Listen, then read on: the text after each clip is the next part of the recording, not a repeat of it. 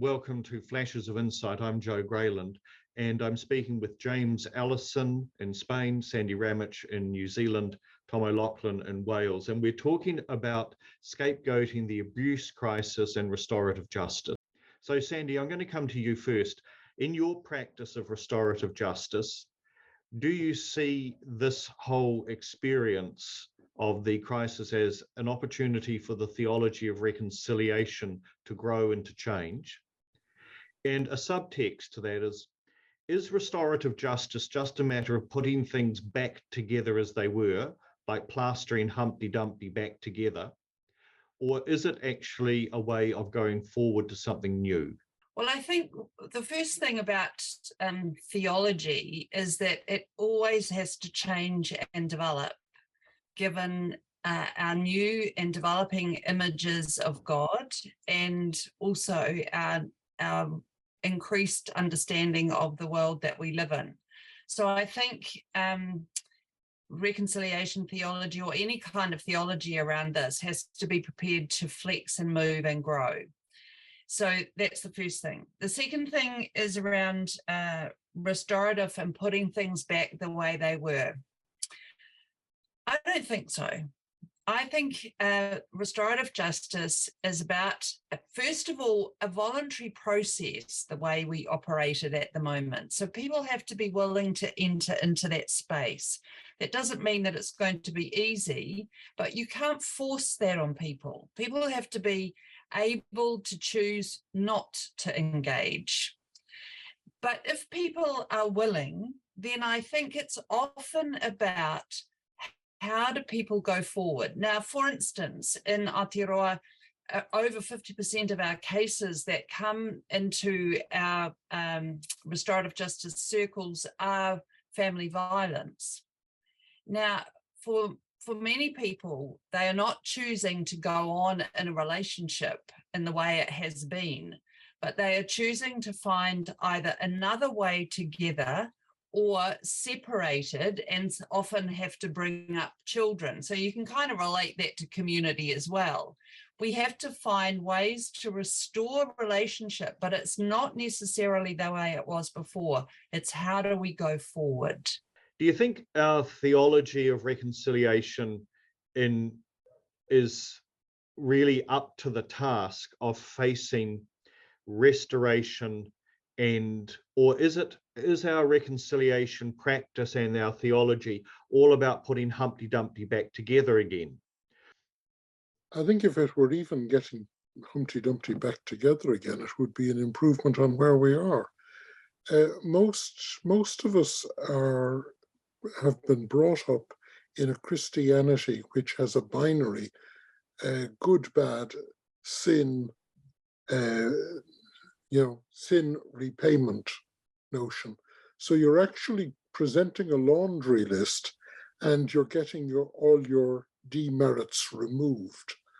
And it's a pretty contractual notion that is based on an idea of individual survival. I will pay off my debt to the venomous man upstairs, and then I will be okay again. The next step to that is that you actually realize that every sinful act creates a breach, first of all, in the universe. And it's only insofar as that you create a breach in the universe that you create a breach with God.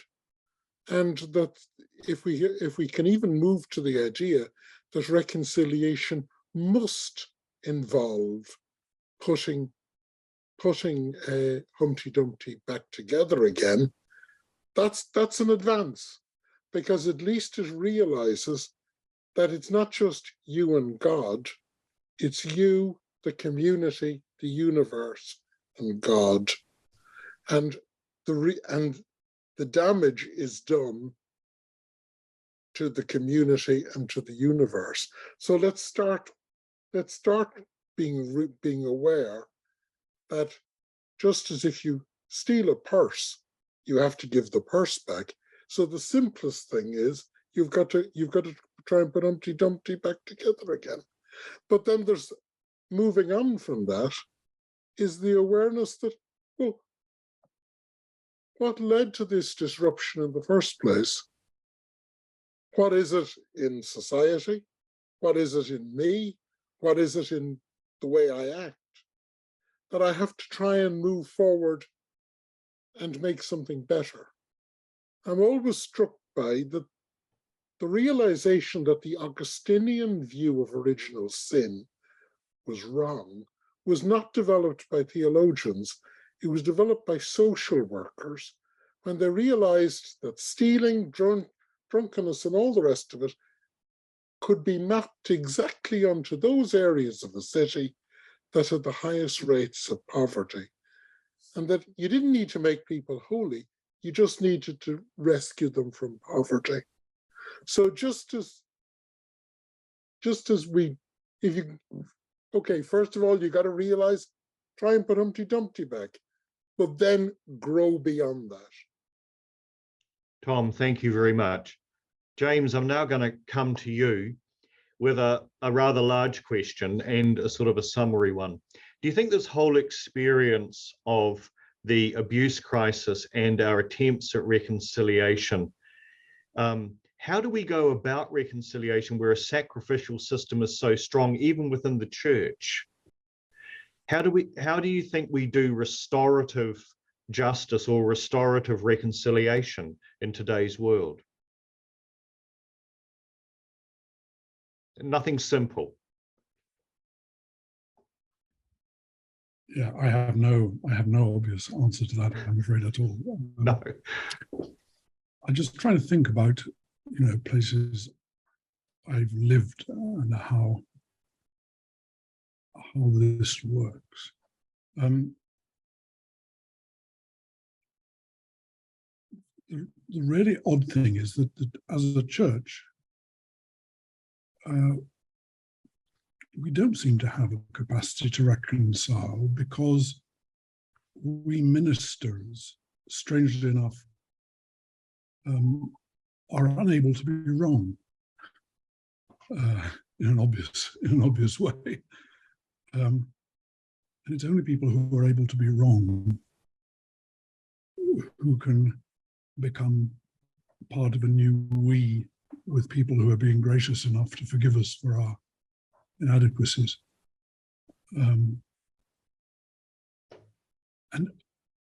one of the terrifying things, I think, when Sande was talking about restorative justice and people volunteering to take part in it, it presupposes a shared capacity for empathy, which I think is sometimes simply not there. And I think that's one of the things people noticed with abusers, as they have noticed with bishops.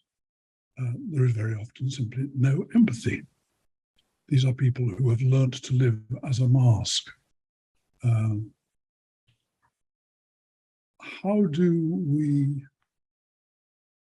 we share in being wrong together? I'm honestly not sure how